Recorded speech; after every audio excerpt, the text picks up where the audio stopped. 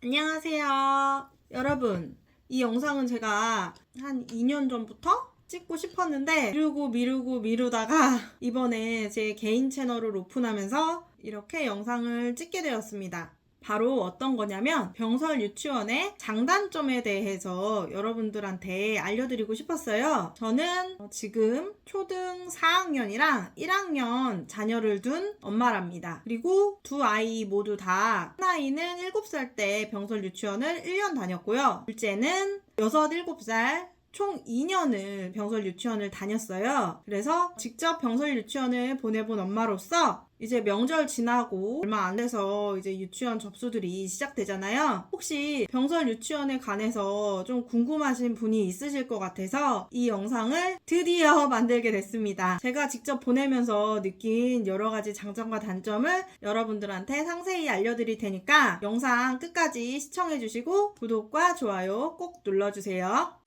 첫 번째, 비용이 굉장히 저렴해요. 보통 어린이집 같은 경우도 나라에서 지급하는 금액 빼고도 한 10만원대 후반에서 20만원대까지 가는 경우도 있고, 사립유치원 같은 경우에는 나라에서 주는 지원금 빼고도 저희 아이 때는 한 30만원 정도 하는 걸로 알고 있는데, 그거에 비해 병설 유치원은 기관마다 틀리겠지만 저희 아이가 다녔을 때는 한 달에 스쿨뱅킹으로 3만원만 내고 다녔어요. 요즘 치킨 한 마리도 2만원에서 2만원 후반대 하는 경우가 많은데, 그거에 비하면 한 달 동안 여러 가지 교육을 받는데 3만원이면 진짜 저렴하죠. 그거를 첫째 때는 간식비로 3만원이 나갔고요. 둘째 때는 영어랑 유아체육을 했는데 그 비용으로 3만원이 나갔던 걸로 기억을 합니다. 이게 각 학교 병설 유치원마다 틀리겠지만 아마 이 금액에서 플러스 알파에도 많이 차이는 안 날 거예요. 그래서 아이들이 유치원 다니는 기간 동안 오히려 사립 유치원이나 어린이집 다닐 때 그 비용을 절약해서 저금을 해줄 수도 있고요. 저 같은 경우는 초등학교 가면은 배우고 싶은 것도 많고 아무래도 사교육비가 올라가잖아요. 그래서 저는 학교에서 하는 방과후 활동이나 태권도 같은 운동학원을 따로 보내고 있어요. 아이들도 커서 다녀서 그런지 굉장히 만족을 하고 다니고 있답니다. 두 번째, 학습 스트레스가 따로 없어요. 저희 첫째 같은 경우에는 어린이집 다니고 7살 때 병설 유치원으로 옮긴 케이스거든요. 근데 어린이집에서 아무래도 학습도 많이 하고 쓰기나 이런 것도 많이 시키다 보니까는 아이가 스트레스를 받았는지 어느 순간부터 어린이집을 가기 싫다고 하더라고요. 근데 이제 1년 다닐 거니까 굳이 저는 옮기기 싫어갖고 그냥 여기를 다녀라 했는데, 친정 엄마가 저희 집 근처에 초등학교에 병설 유치원이 있으니까 거기를 보내보면 어떻겠느냐라고 얘기를 해주셔서 처음 학교로 지원을 해서 뽑혀서 왔는데, 아이가 어린이집 다닐 때보다 병설 유치원 다녔을 때 더 에너지도 넘치고 즐거워했답니다. 사립 유치원이나 어린이집 같은 경우에는 한글 교육, 이런 교육 쪽으로 되게 많이 하는 걸로 알고 있어요. 근데 병설은 첫째 입학할 때 선생님께서 하신 말씀은 놀이 중심 교육이다 보니까는 한글이나 수학은 혹시 부족한 아이가 있다면은 따로 집에서 초등학교 입학 전에 가르쳐 주시라고 말씀을 하셨는데, 이게 저희 첫째 같은 경우에는 한글을 이미 5살 때 떼서 다니는 거에 전혀 무리 없이 그냥 놀면서 1년을 보내고 초등학교를 입학을 했어요. 그리고 둘째 같은 경우는 이게 단점이 될 수도 있어요. 이거는 제가 이따가 뒤에 말씀을 드리겠습니다. 그래서인지 첫째는 병설 유치원에 굉장히 만족을 많이 하고 너무 재밌었는지 병설 유치원 얘기를 가끔 한답니다. 세 번째, 제가 방금 전에 학습 스트레스가 없다 그랬잖아요. 여기는 진짜 아이들이 정말 신나게 뛰어놀 수 있어요. 저 같은 경우에는 초등학교 가서 중학교, 고등학교 갈 때까지 계속 이제 책상에 앉아서 이제 공부를 하는 게 이제 시작이 되는데, 굳이 유아기까지 공부를 하는 게 좀 안쓰럽기도 해서 병설 유치원을 보냈는데 진짜 신나게 뛰어놀았습니다. 저희 학교 병설 유치원 같은 경우에는 큰 아이들 놀이터도 따로 있고요. 유치원 전용 놀이터가 따로 있어요. 그래서 바깥놀이는 거의 매일 나갔던 걸로 기억하고 이제 점심 먹기 전에 한 30분 정도를 선생님이랑 같이 나가서 놀이터에서 햇빛을 받으면서 신나게 뛰어논답니다. 그리고 저희 둘째 같은 경우에는 하루에 한 번씩 나가는 걸로 모자라서 방과 후 활동이 일주일에 한 번은 한글, 한 번은 뭐 체육 이렇게도 있고 방과 후 선생님이 수학을 가르쳐 주시는 경우도 있다 보니까 비는 시간이 잠깐 있나 봐요. 그러면 그 시간에 한 번 더 나가요. 그래서 하루에 2번 나가서 놀이터에서 노는 날도 종종 있었답니다. 그 다음 점으로는 어린이날, 방학식, 졸업식, 크리스마스 요런 행사 때 이제 유치원 자체에서 선물이 항상 나와요. 요것도 다 원비에 포함이 되어 있고요. 퀄리티도 나쁘지 않았던 걸로 기억을 해요. 그리고 주는 종류도 문구부터 뭐 장난감, 학급 티 이런 걸로 나눠주셨는데 퀄리티도 나쁘지 않고 이 원비에 이 정도를 받아도 되나 싶을 정도로 괜찮은 퀄리티의 선물들을 굉장히 많이 받았어요. 그래서 아이도 또 선물 받으면 굉장히 좋아하잖아요. 그래서 다른 날은 뭐 가기 싫다 그래도 이런 날은 막 벌떡 일어나서 등원을 합니다.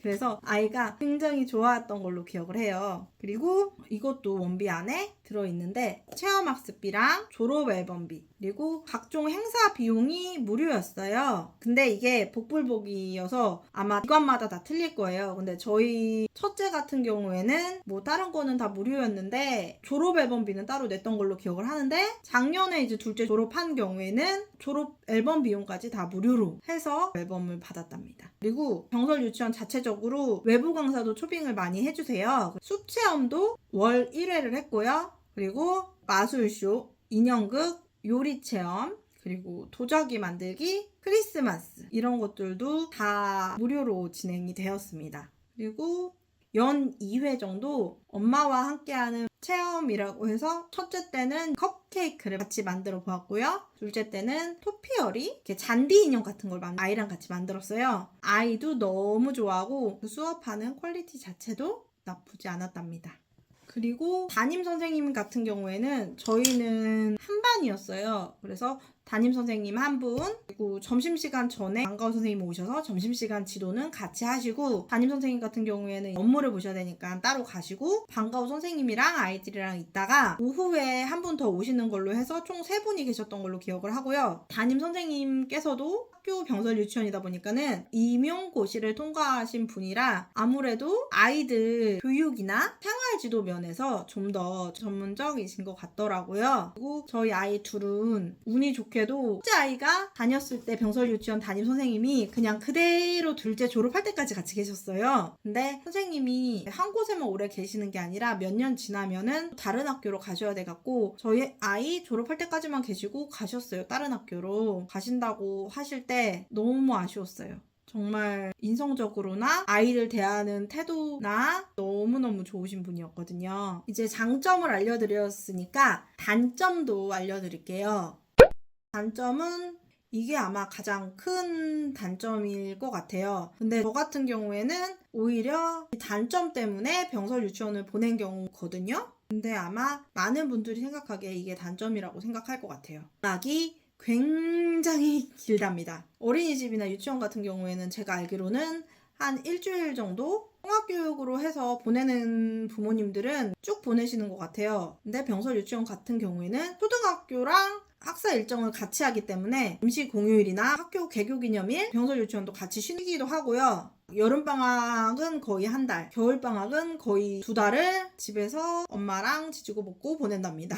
이거는 그냥 제 사담인데 저 같은 경우는 가정보육을 꽤 오래 했어요. 첫 아이 5살 때 첫 기관으로 어린이집을 보냈고 둘째는 5살 때 보내려고 했는데 코로나가 빵 터져갖고 이제 6살 때 처음으로 병설 유치원을 보냈답니다. 그래도 보통 어린 아이들 같은 경우에는 기관에 보내게 되면은 분리불안이 심해갖고 처음에 엄마랑 뭐 한두 시간 같이 있다 오거나 원에서도 많이 우는 경우가 있잖아요. 근데 저희 아이 둘 다 첫날부터 저 없이 그냥 혼자서 들어갔고요. 아이도 적응을 잘 해서 분리불안 없이 굉장히 잘 다녔답니다. 근데 이게 저는 아이들이 겨울 같은 경우에는 감기 바이러스에 막 독감 바이러스에 막 이런 게 너무 많잖아요. 그래서 어리니까 집에서 많이 케어해주고 싶어갖고 오히려 이 방학 때를 많이 즐겼어요. 책도 읽고 만들기도 하고 그림도 그리면서 제가 혼자서도 두 아이들 데리고 여기저기 굉장히 많이 다녔거든요. 체험하러도 많이 다녔고 그래서 그 방학 기간 동안 오히려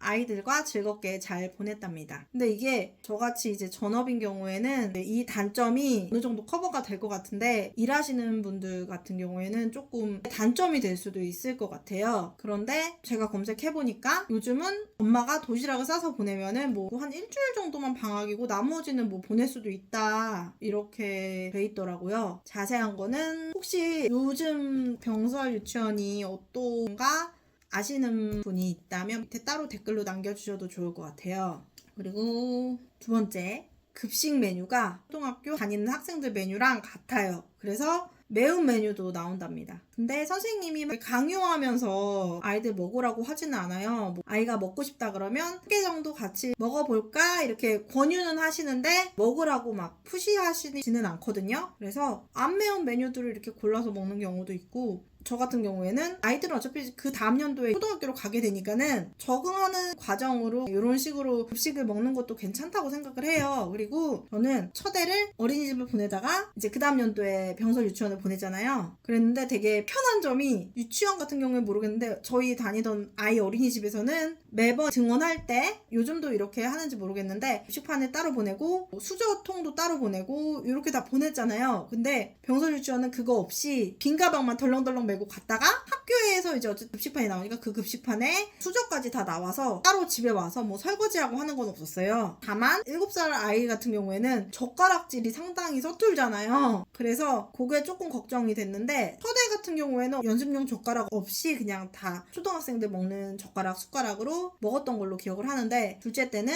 6세 7세 통합반이다 보니까는 미숙한 어린이들도 있으니까는 수저통을 따로 보내주시면은 그걸로 이제 아이들 식사를 하게 도와주시더라고요. 그래서 둘째 때는 아이가 너무 젓가락질 하는 걸 어려워해서 수저를 따로 보냈답니다. 그래서 그런지 지금도 학교에서 밥을 잘 먹고 오나 하면은 먹고 오긴 하는 것 같아요. 근데 저번에 어디를 가서 초크가 없고 젓가락만 있는 곳에 갔더니 그냥 숟가락으로 반찬이고 뭐고 다 퍼서 먹더라고요. 어느 순간 이제 자기가 먹을 거긴 하지만 연습은 조금 더 시켜야 될 것 같아요. 그리고 통학 차량이 따로 없습니다. 그래서 눈이 오나 비가 오나 바람이 부나 무조건 제가 데려다 줘야 됐어요. 근데 어차피 운동 겸 아이들이랑 같이 가는 거니까 그 거리가 5분 거리라 뭐 길지도 않고 생각보다 밀만 했답니다. 근데 좀 학교랑 거리가 멀다 이러면은 눈비 오는 날 요런 날은 조금 힘드시긴 할 것 같아요. 그다음에 아까 제가 장점에서 말씀드린 아이가 신나게 진짜 뛰어놀 수 있는 환경이고 놀이 중심의 교육이라 그랬잖아요. 이것에 대한 단점을 아까 말씀드린다고 했는데 한글 교육을 해도 사립유치원이나 어린이집만큼 쓰면서 이런 교육을 많이 하지를 않아요. 독서 교육 같은 경우는 매일 있지만 그래서인지 저희 첫째 같은 경우에는 제가 아까 5살 때 뛰었으니까 한글 교육을 유치원에서 받지 않아도 초등학교 가서도 전혀 쓰고